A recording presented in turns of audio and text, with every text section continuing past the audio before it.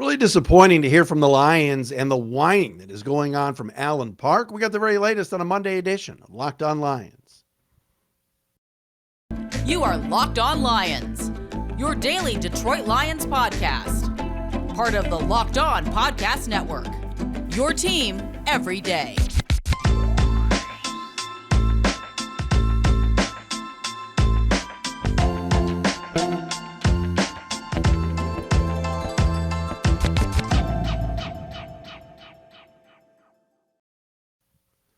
What's happening, everybody? Merry Christmas, and hope everybody had a great holiday and a Christmas, Hanukkah, and Kwanzaa holiday. Matt Dery with you. It's a Monday edition of Locked On Lions right here on the Locked On Podcast Network. On this, a Monday, December 26th into Tuesday, December 27th. Unfortunately, not talking about a win on Saturday, but rather a loss and a bad one at the hands of the Carolina Panthers, 37-23 down in Charlotte.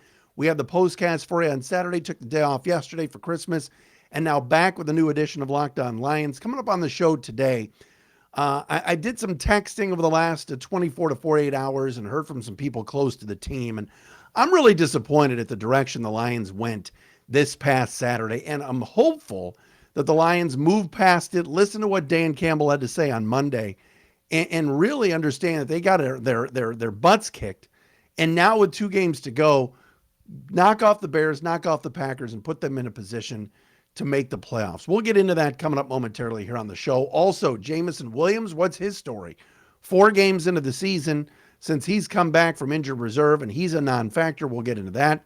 And as always, the Pro Football Focus PFF grades, top 5 and bottom 5 from Saturday's loss to the Panthers. Again, it's Matt Dery. Thanks for making this your first listen. You can follow us on Twitter at Dery Speaks, Dery Speaks, at Locked On Lions on Twitter, the Matt Dery Facebook fan page. And what's going on, everybody? If you are watching on the Locked On Lions YouTube channel, hope everybody, if you're on vacation or you're getting some time off, hope everybody's doing well and feeling good and had a good holiday, like we said, as we get toward the new year. And a New Year's Day, 1 o'clock start for the Lions and Bears from Ford Field. Chicago's lost 8 in a row. They're tanking. There's no excuse why the Lions should not win this football game coming up this week. So many of you might have seen some of the quotes or heard from some of the players or listened to other shows or whatever it is about what took place Saturday down at Bank of America Stadium in Charlotte. And what I'm alluding to is the fact that the Lion players were complaining after the game publicly about the footing at Bank of America Stadium, the turf, the field turf, how hard it was, how because it was cold, it was like they were playing on cement. And there were some players, including Jared Goff, after the game that complained pretty loudly about the playing conditions.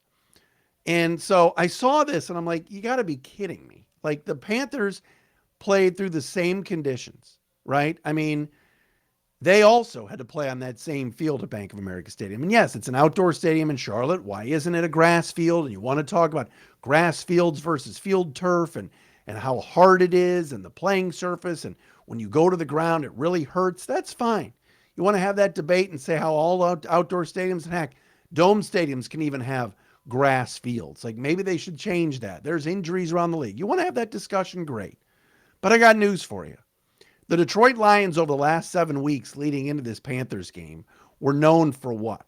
They were known for toughness, grit, grimy, being more grimy than the opponent, playing so hard and tough for Dan Campbell, and they got to 7-7. And then on Saturday, they turned into a bunch of whiny wusses, all right, and cried and complained in the pregame, cried and complained before the game, and were crying and complaining after the game about the terrible field conditions that they had to endure. Give me a break. Dan Campbell is the one guy that, and we all saw this, and you can go on my Twitter at Dery Speaks, I retweeted it. Dan Campbell told Steve Wilkes after the game in the handshake, "You kicked our ass, great effing job." Then after the game, he said, "We didn't come to play emotionally and physically." I've been texting with some people close to the team for the last 2 days, and I'm hearing the same thing from everybody. Lion players got out there a couple of hours before the game and started complaining about the conditions. Oh my gosh, this is like playing on concrete. The field is unplayable. It's too hard. It's this, it's that. And then they didn't change their cleats.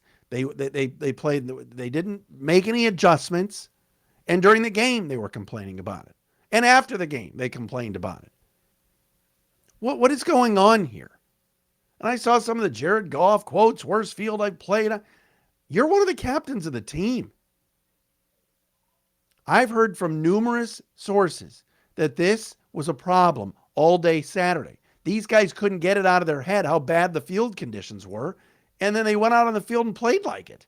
They were afraid to make tackles. They didn't want to go to the ground because the field was too hard and it was like playing on cement. The Panthers had the same conditions. This team has been so tough lately. They've been awesome in how physical they've been and pushing people around. And on Saturday, they complained the whole time. Like a bunch of kids in the sandbox without their toys going, I need my toy. Well, no, you adjust. Just a bad look.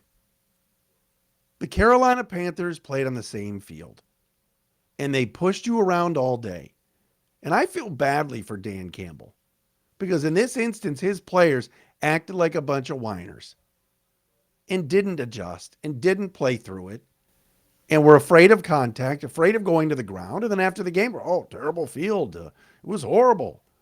It was too hard. It was like cement. Well, what are they going to do? Cancel the game? I get that it was cold. I get that it was unseasonably cold for Charlotte. Maybe the field does suck, but the Panthers had to play on the same field. And for these guys, and I read Jeff Risdon's piece in Lions Wire today, these guys are still complaining about it. Get over it. I've loved what's been established here over the second half of the season. I like the fact that this team is at 7-8 and doing better than I thought they would do. But man, oh man, this past Saturday, cry me a river, guys. Just tears flowing all day. Watch the game again. Go back and watch the tape. Guys were afraid. Oh no, am I going to hit the turf? Is it going to be too hard and like cement? Maybe we should just pack it in. Well, then why even play, guys? Should have just forfeited. Tell your coach to wave the flag and go into the locker room. My goodness. This Sunday against the Bears, this team better come out with some fire. They better come out with some toughness. I don't want to hear about the field conditions. And I don't want to hear about it at Lambeau either in Week 18. Jeez, this is unlike them. Very unlike the Lions, who have been so physical, so tough for most of the season. Even in losses, teams have said they're a tough out. That's a tough team to play. And this Saturday, they rolled over and didn't like the conditions of the field. Disappointing. Very disappointing. This is still about blocking and tackling. It's still a pretty basic game sometimes. The Lions did none of it this past Saturday.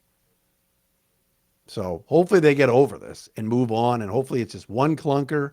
I think they're going to beat the Bears Sunday. Chicago's lost 8 straight. They're tanking. They've got so many guys hurt. I don't think Justin Fields is this Hall of Famer like everybody makes him out to be. He's a very good runner. Don't think he's a great thrower. This is an extremely winnable game and an opportunity for this team to get back on track, get to 8-8, and play it out and see what happens. Going to Week 18 against the Packers, who all of a sudden are making a little run here in December. Green Bay's right in the thick of things now, tied with the Lions at 7-8. But they're no world-beating Packer team. All right, another guy that's not getting a lot of opportunities is Jameson Williams. What is going on with Jamo? We'll get into that coming up next. We'll get you the PFF numbers as well. But first, we got to tell you about our friends. We always love talking about our good friends at PrizePicks. Monday Night Football coming up tonight. Who wants to play a little daily fantasy? Who wants to have a little fun with our friends at PrizePicks? Tonight, you could take Nick Foles. Yes, starting for the Colts tonight. Throw for more or less than, let's say, 250 yards. You can place that wager. You can put money down on Justin Herbert, Austin Eckler, whatever it is. You pick 2 to 5 players at prizepicks.com or on the app. And if they score more or less than their PrizePicks projection, you can win up to 10 times your money on any entry. No competing against other people. It's just you against the projections available. PrizePicks offers projections on any sport that you watch. That includes the NBA, NHL, college hoops, soccer, WNBA, whatever it is, NASCAR, tennis, you can do it. Entries can be made in 60 seconds or less. It's that easy. All you got to do is download the PrizePicks app or go to prizepicks.com to sign up and play daily fantasy sports. First-time users can receive $100 instant, or I should say 100% instant deposit match up to $100 with promo code LOCKEDON. If you deposit $100, PrizePicks will give you $100. If you deposit $50, PrizePicks will give you $50. Don't forget to enter promo code LOCKEDON at sign up for an instant deposit match up to $100.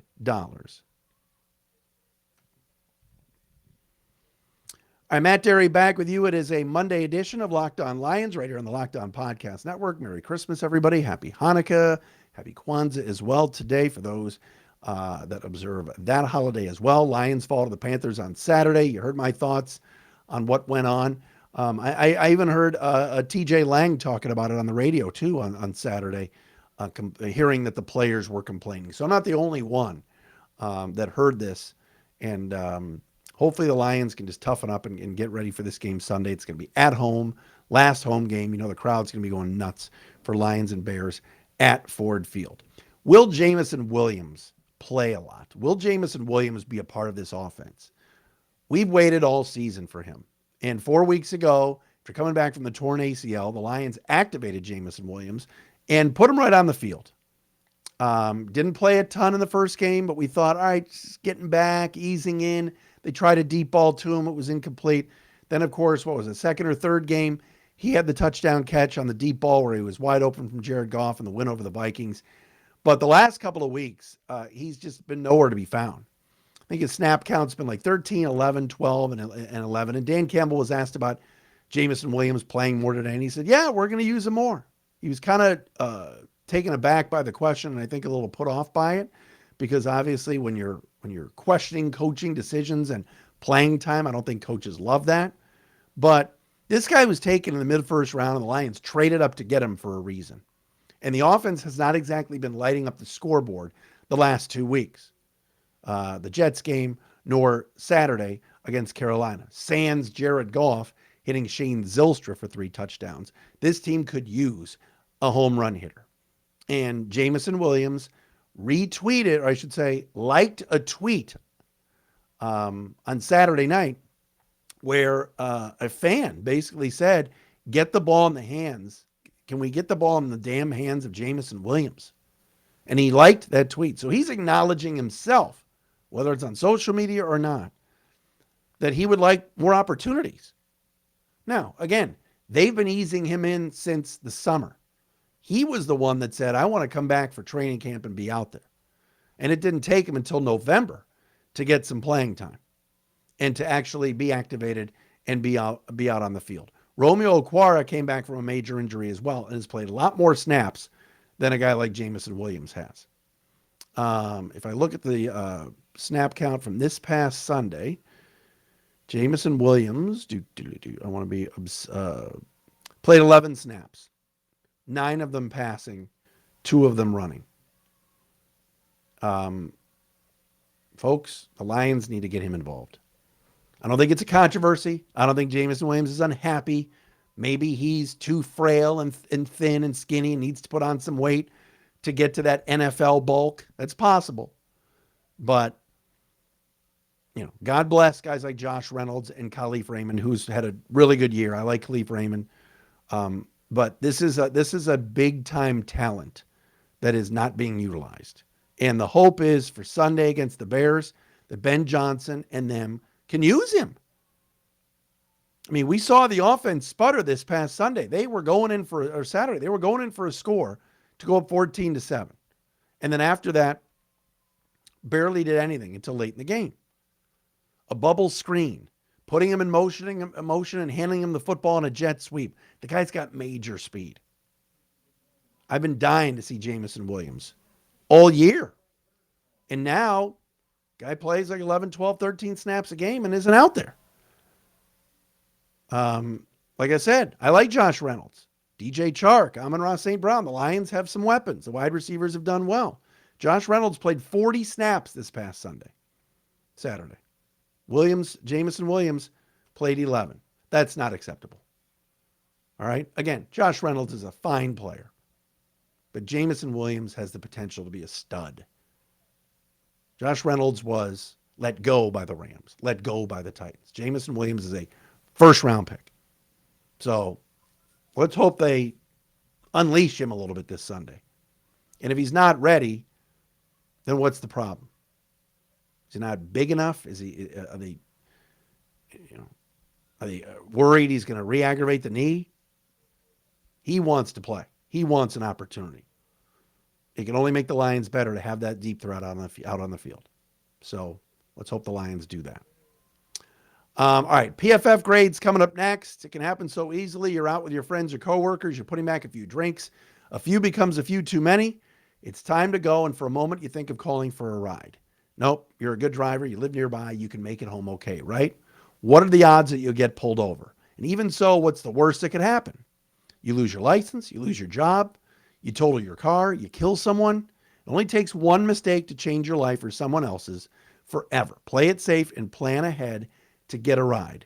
Drive sober, or get pulled over. This brought to you by our friends at NHTSA. All right, Lions and Bears coming up this weekend. Lions got a little bit of a break. Giants lost. Commanders lost. Seahawks lost. Packers did win. So all these teams kind of jumbled up with 2 games to play. Lions are still in the mix. I'm not ready to throw in the towel. The team had a bad game Saturday. Now we got to see what they can do, and they should beat the Chicago Bears.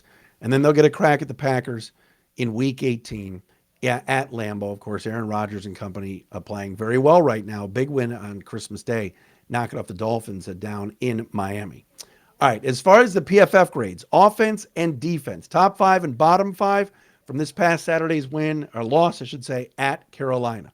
Highest graded Lions offensive players were their 2 tight ends, James Mitchell at an 88.5 and Shane Zylstra at an 82.9. Jared Goff came in third with a 78.6 grade, Khalif Raymond 72.3, and DJ Chark 71.9. Usually it's the offensive linemen that grade out very well, but not this day, as we saw that Lions had issues up front, both on the offensive line and defensive line. Jonah Jackson was the worst graded offensive player for the Lions, 46.4, tied with Evan Brown. Not a good sign. Frank Ragnow, uncharacteristic, 49.3, was third worst. Jamal Williams at a 50, and Josh Reynolds at a 51.7. Those are your lowest graded Lions on offense. On defense, highest graded line was James Houston. The pass rusher had an 87 grade.